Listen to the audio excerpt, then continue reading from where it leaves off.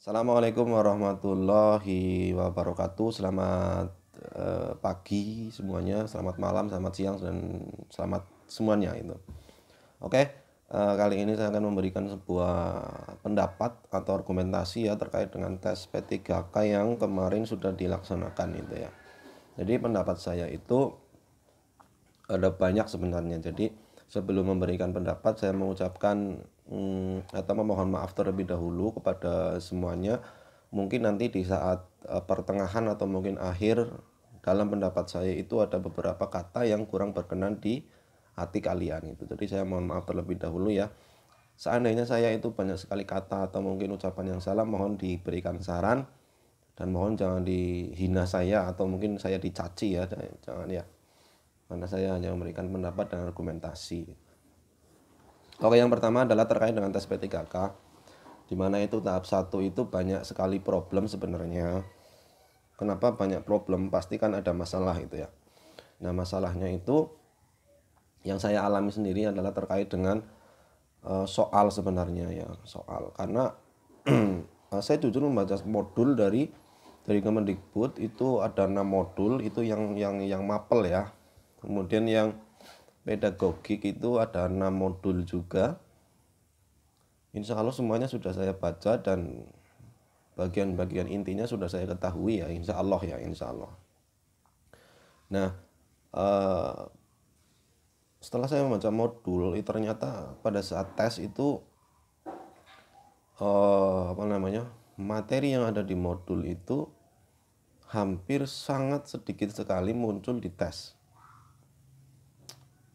Malah yang muncul di tes tryout, bukan tryout ya, di tes P3K itu adalah soal-soal tentang materi kuliah sebenarnya. Materi kuliah. Karena saya melihat ada beberapa materi kuliah ya. Yang pertama itu adalah pragmatik dan sebagainya, karena saya jurusannya adalah bahasa Indonesia itu. Semantik, pragmatik, apalagi yang analisis seperti itulah. Dan ada juga soal-soal yang penafsiran gitu. Jadi saya nggak mau bahas soalnya itu, karena memang itu udah terjadi ya, memang mau gimana lagi gitu ya. Kemudian muncullah gejolak-gejolak yang ramai ya, yang sangat ramai. Yang pertama itu terkait dengan afirmasi ya, afirmasi. Kita bedah sedikit ya tentang afirmasi ya. Kenapa sih guru-guru honorer negeri itu mengharapkan tentang afirmasi? Satu, pasti ada alasannya gitu ya. Nah, ini menurut saya sendiri. Jadi alasan yang pertama itu mungkin tentang tesnya, karena selama ini kita jujur sudah mempelajari materi ternyata nggak keluar. Sebenarnya itu tanda tanya besar gitu ya. Ada yang mungkin yang keluar, ada mungkin yang banyak mungkin yang nggak keluar itu, karena soalnya itu kan acak gitu ya. Jadi ada yang mendapatkan soal yang enak dan sebagainya, atau mungkin ada yang mendapatkan soal yang nggak enak gitu ya. Itu sih. Kemudian terkait dengan afirmasi itu, sebenarnya ini pendapat saya. Afirmasi itu alangkah bijaknya ketika digunakan itu masa kerja sebenarnya, masa kerja atau mungkin masa pengabdian. Kalau kita mengambil afirmasi itu, kemungkinan semuanya akan adil gitu, semuanya akan adil. Jadi nggak perlu terkotak-kotak sebenarnya. Terkotak-kotak misalnya golongan ini segini, golongan ini segini. Jadi semuanya itu adil ketika kita menggunakan afirmasi masa kerja itu. Tapi nggak tahu kenapa sampai sekarang itu belum menggunakan afirmasi jenis seperti itu.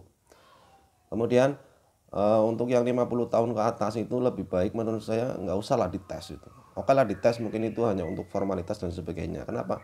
Karena saya sendiri ya sebagai yang muda meskipun nggak muda-muda amat ya, itu merasa itu memang yang 50 tahun ke atas itu udahlah diberi penghargaan, diberi masa tua yang indah itu. Toh nggak sampai berapa ratus ribu saya yakin lah yang guru 50 tahun ke atas itu.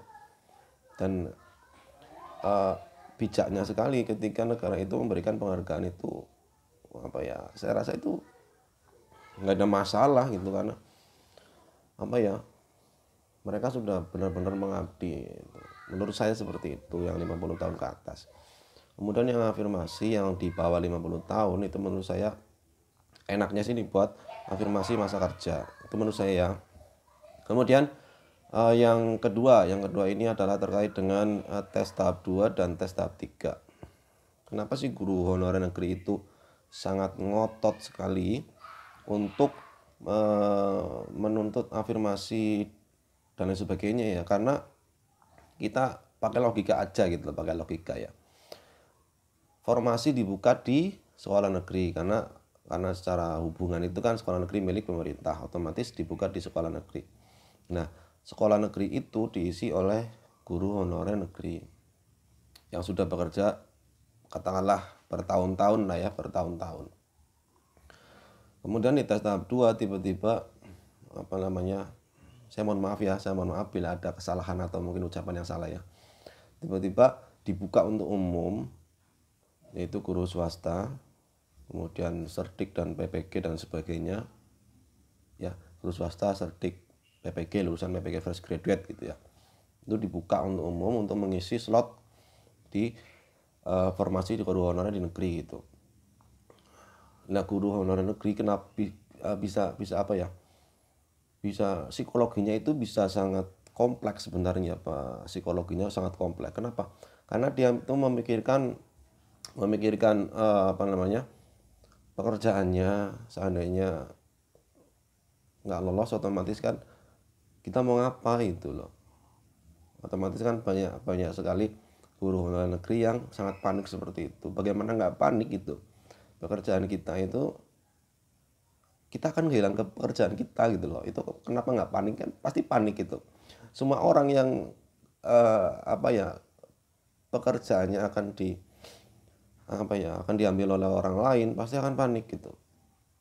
Sedangkan yang guru honorer swasta itu kalaupun mereka gagal ya, atau kalaupun mereka gagal, mereka nggak panik. Kenapa nggak panik?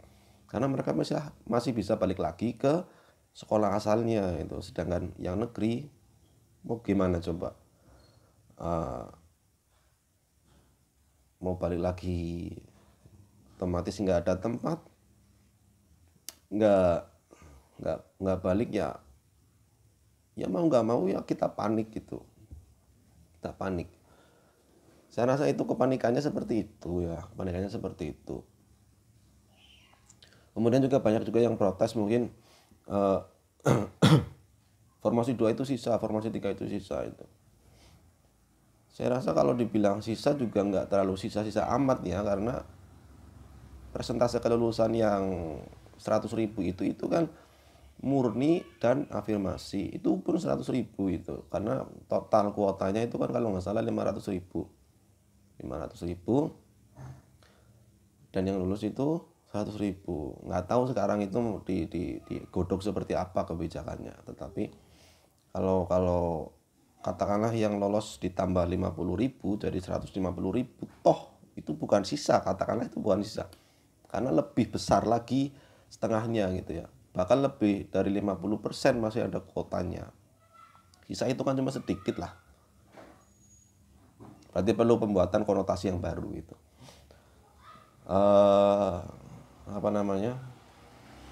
Sebenarnya saya sendiri itu nggak ada problem ketika di tahap 2, tahap 3 itu bersaing dengan guru honorer swasta. Saya nggak ada problem. Yang jadi problem adalah ketika kita itu bersaing dengan guru yang sudah serdik gitu.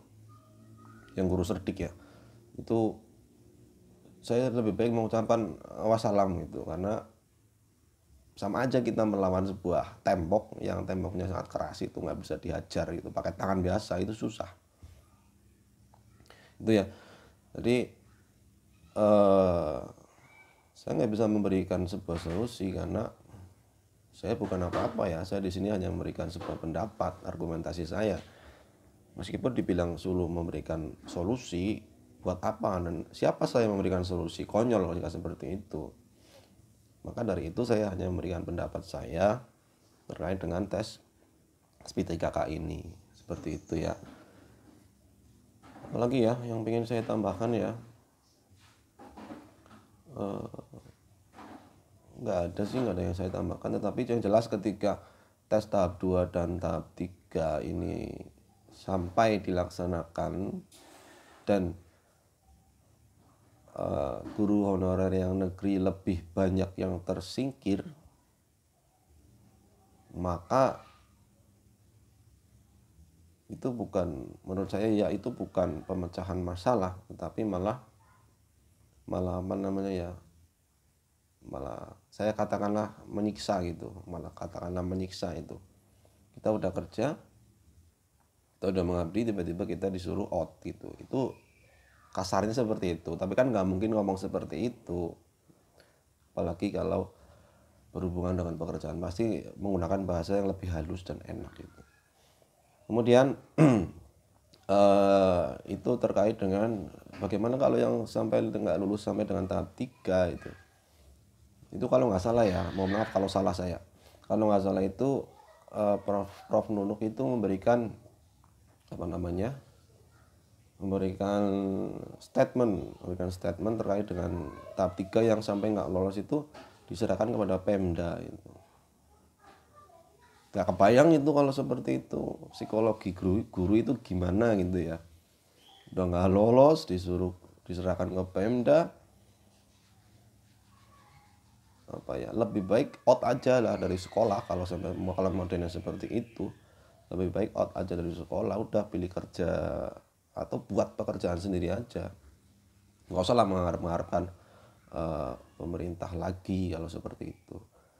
Jangankan diberikan kewenangan kepada Pemda, yang tes P3K itu dulu awal-awal saja ya, banyak Pemda yang ragu, itu banyak Pemda yang ragu terhadap tes P3K ini ya, yang ini ya. Kenapa? Karena formasinya nyatanya dibuka 1 juta, ternyata hanya 500.000 saja yang terisi. Itu berarti kan ada keraguan dari pemerintah daerah, nggak tahu alasannya apa, saya nggak tahu. Itu hanya asumsi saja. Jika saya salah, saya mohon maaf, karena sampai saat ini saya apa ya, nggak itu nggak apa ya, nggak terbuka. Saya mencari berita itu nggak terlalu terbuka. Banyak sekali apa namanya, saya katakan ini tes P3K banyak sekali perumpamaan ya, banyak sekali misteri gitu. Itu menurut saya. Oke, seperti itu apa namanya, pendapat dari saya terkait dengan tes P3K ini. Dan bersiaplah untuk Anda guru honorer negeri, kita semuanya guru honorer negeri, karena jika tidak lolos, siap-siap saja ucapkan assalamualaikum warahmatullahi wabarakatuh. Seperti itu ya dari saya. Kalau ada kesalahan, saya mohon maaf yang sebesar-besarnya. Tidak ada niatan sama sekali dari saya untuk menghina ataupun mencaci maki siapapun ya. Yang jelas saya mohon maaf ketika ada kesalahan. Terima kasih. Assalamualaikum warahmatullahi wabarakatuh.